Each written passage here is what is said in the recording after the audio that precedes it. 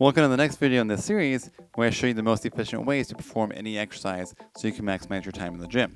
For the lower body, one of the top exercises ever is a barbell squat. In this video, I'll go over the fundamentals of the squat that will show you how to lift the most weight for your specific body type, regardless of the type of squat, classic high bar, low bar, or front squat. Starting with the setup, you want the bar about chest height. Any lower than that, and you'd have to do a half squat to get the bar off the rack, and you're wasting energy before the set. Any higher than that, and you have to do a calf raise to re-rack the barbell. That's just bad news if you miss the uprights. You want to fix your gaze on something that is forward and a little higher than your head, keeping your gaze on that the entire time. Your body position follows your head, so if you start looking down, then your torso follows, and that's bad news if you have a lot of weight on your back. Your hand placement can greatly affect the exercise as well. If your hands are closer to your body, then your pecs will be stretched out more than if your hands were further away. If you have tight pecs and you have your hands in closer, you have to compensate by arching your low back, and that can be uncomfortable for a lot of people. With the front squat, your hands should be just outside your shoulders to maximize the amount of mobility your wrists, triceps, and lats have, and to ensure you have the best leverages to keep your upper arms parallel to the ground, to prevent the bar from sliding forward on you during the exercise. Your torso position should be dependent on what style squat you do, with the front squat requiring a more upright torso, the low bar squat requiring the most lean forward, and the high bar is somewhere in the middle. Along with that, your torso position will also depend on your mobility and the bar path, since you don't want the bar to sway too far forward or backward. It should stay relatively in the same plane when looking at it from the side. With that being said, you want to keep that little curve in your low back, called lordosis, the same throughout the exercise. More on that during the execution part of the video. Your stance will vary depending on your anatomy. Surprise, surprise. And what I've noticed with myself and others is to not force yourself into any one position and to squat the way that works best for you. For me personally, that means having a wider stance and with my toes slightly pointed out. You have to play around with your stance and toe position to find what works best for you and your structure, with the goal of being able to squat the deepest you can in that stance position. Keep in mind you don't have to squat this deep every time you squat, but it is good to know the stance you can do so with, so you don't have any accessory movement at any other joint. For example, let's say instead of a wider and toe out stance, I squat with a more narrow and toes forward position. Since this will limit my hip mobility, my torso has to go forward to compensate as a result, which one, puts more load here, and two, decreases the load on the quads and glutes, where you want it to be. If you set up everything right, all the muscles that should do their jobs at the right times do so. Before you squat down, your knees should be in line with your third and fourth toes. This enables the lateral hip muscles to help out, and it gives your quads and glutes the best leverages to press from. Think about it this way.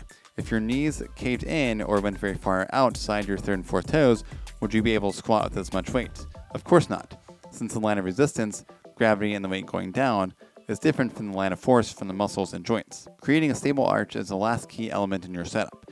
If your feet are flat, it predisposes the knees to buckle in, giving you less than optimal leverage to squat from. On the flip side, creating an arch sets the train on its tracks and automatically lands your knees up with your midfoot and your toes. Think about creating a tripod with your feet, with the base of your first toe, base of your fifth toe, and your heel being the only parts in contact with the ground. If you have trouble making an arch, put these three parts on the ground, driving the base of your first toe into the ground, and then twisting your knees out while maintaining that drive into the ground. This should automatically create a little bit of an arch for you. Get comfortable squatting like this with light weight, even if that means you squat with less weight initially, and you'll quickly see the weight in your technique climb back up. Before going down into the squat, keep your gaze on something slightly above your head. Grip on tight to the bar, keep your torso up as much as you need to so the bar travels straight up and down. Keep that arch in your low back, knees in line with the third and fourth toes, maintain that tripod foot, and on your way up, you can think about twisting the ground away from you with your feet as you reverse back up the same way. I've also used the cue to think about pushing the ground away from you instead of lifting the weight back up. Both work just as well. Now, a lot of people say you should squat until your thighs break parallel or it doesn't count, and I'd have to agree, in a sense. It all depends on what your goal is.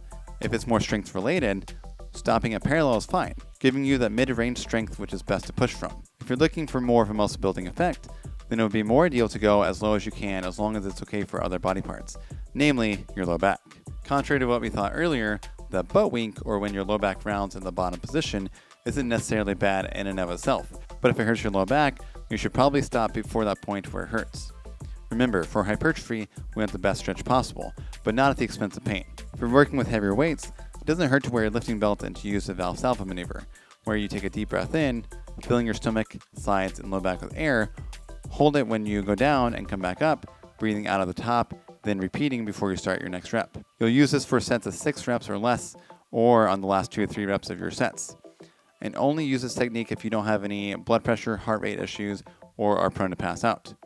I generally don't go more than 10 reps on barbell squats, as they are a pretty technical movement and you'll be gassed for breath after 10 reps. One last important detail is that the typical high bar squat will look different for everyone. We all have different arm, leg, and torso lengths, even at the same height. This will greatly affect the mechanics of each joint at each part of the movement. So if your squat looks different than your buddy's squat, that may not necessarily be a bad thing. If a high bar squat doesn't feel good for you, then maybe try a low bar squat. I plan on doing a future video going into all these details later.